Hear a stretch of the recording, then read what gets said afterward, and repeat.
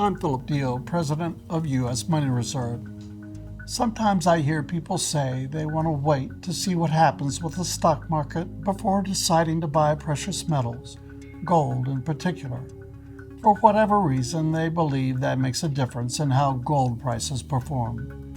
I've been following gold since becoming U.S. Mint Director 30 years ago, and my observation is that short-term stock market fluctuations are not a reliable predictor of future gold prices.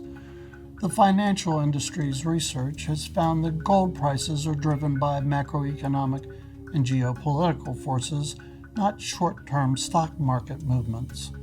That means that today we should be giving more attention to what's happening at the Federal Reserve, what's occurring in commercial real estate markets and at vulnerable regional banks, and less attention to the daily drama of the markets.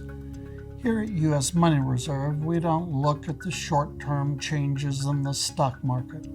We urge our clients to take a longer view and to think of gold as a form of wealth insurance.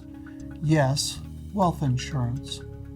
When do you buy insurance on a car?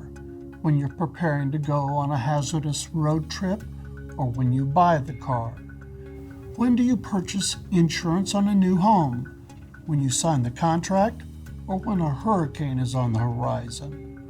When should you buy gold? When you start building wealth, or when you think the stock market poses a financial risk? These questions all answer themselves. The prudent individual buys insurance before potential trouble arrives at the doorstep.